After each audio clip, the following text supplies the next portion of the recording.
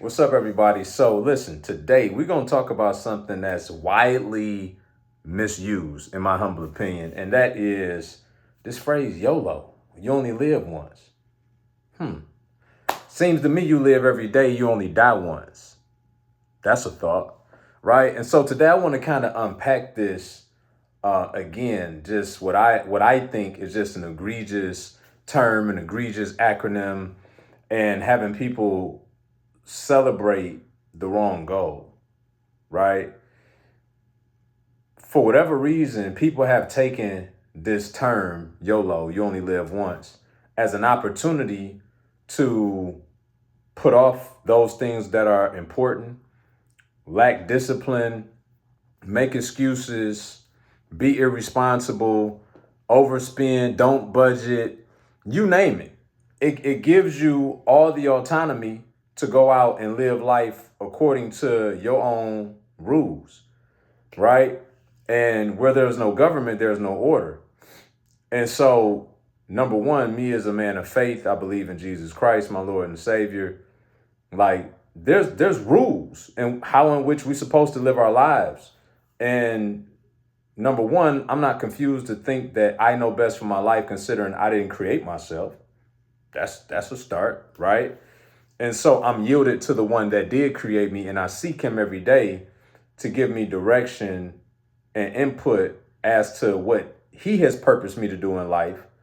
And so every day I get up with the posture and the intention on seeking him through prayer to figure out what is it that he wants me to be working on, right? Because ultimately, if the one who created me has a specific and divine purpose for my life, and I find out what that is through the process of seeking that, then chances are I'm probably working on the right things that he created me to work on, which means I'm probably gonna have a lot more success in life, right? And I've tried it both ways, so I know this to be true. I've done it my way, where I just seeked everything that my flesh wanted and what society told me I should chase. And while I even at some point found some financial success, I was very empty on the inside because while I was also making money, I was not pursuing purpose, right? And I wasn't doing those things that were truly fulfilling to me, and I wasn't becoming the person that I needed to become in order to do so.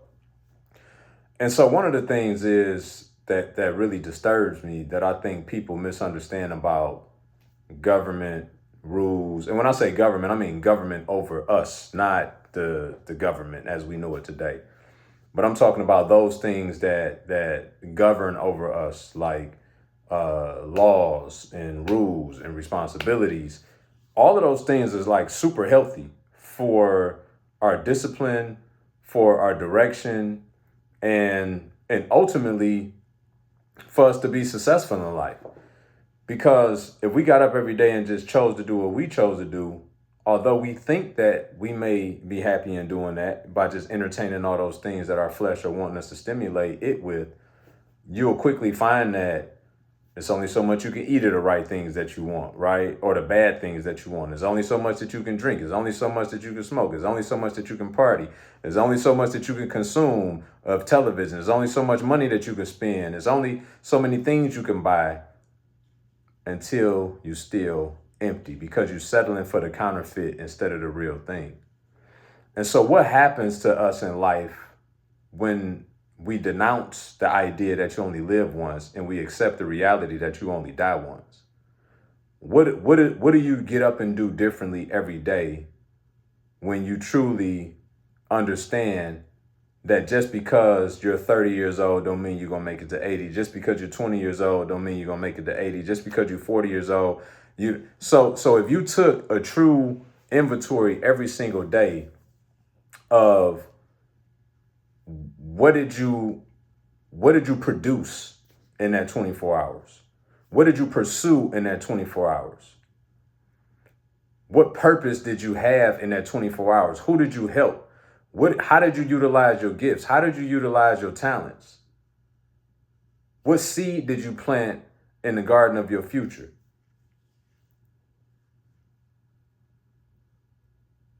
And I think if we took that inventory, that we would think totally different about life and the value of life. Life is not about running around doing a bunch of stuff that pleasure you. But it is about running around doing those things that you've been purposed to do. Part of which is personal development, right? I think about how now I've shifted over the last several years from just being a real estate investor to then also now teaching people all over the world how to build 6 and 7 figure businesses in 12 months through real estate investing. But I think about the individual that I had to become in order to even be in a position to steward well over the platform that God blessed me with, right? I tell the story about how many years ago, I stopped drinking, right? And I had a lot of fun with drinking. Trust me and believe. Like when people be like, "Oh, you don't drink?" I'm like, listen, trust me. Been there, done that, got the trophy. Like I had more than enough fun and more than enough turmoil as well, right? Because that lifestyle does not only come with good, it definitely come with some bad. And God had been telling me, like I drank for, I don't know, 18 years from the time I was 17 to almost 35. And God had been telling me, like, at different points in time, like, this is not good for you. Give me that, right?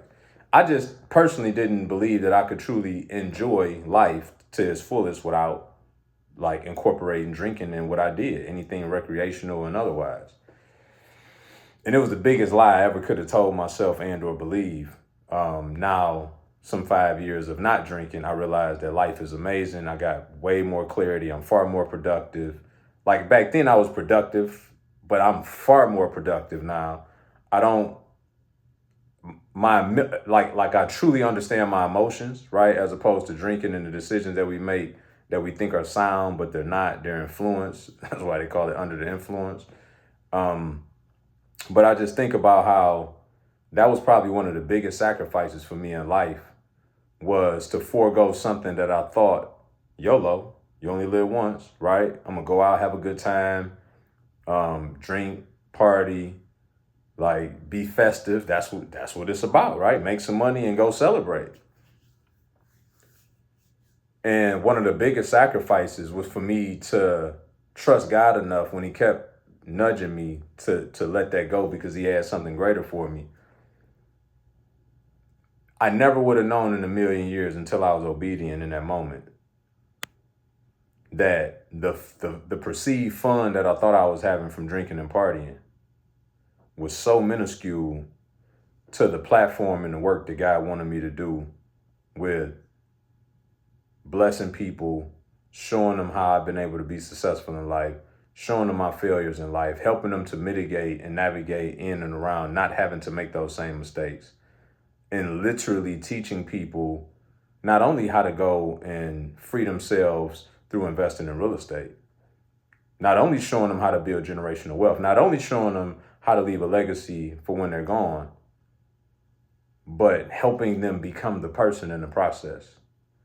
And I was only able to do that through my obedience to what God told me to do, which was to stop living as if you only live once and start living as if you only die once.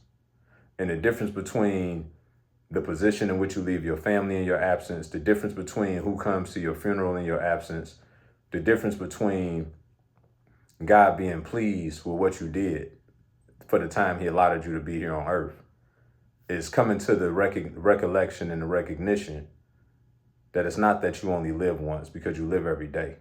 You only die once. Listen, if this video helped you, please send this to someone. Like, subscribe, comment, let me know, like, did this resonate with you? If you disagree, let me know that too. I'm sure y'all need no invitation for that. But please send this to someone, share this with someone that you know can benefit from it. I look forward to seeing you guys in the next video.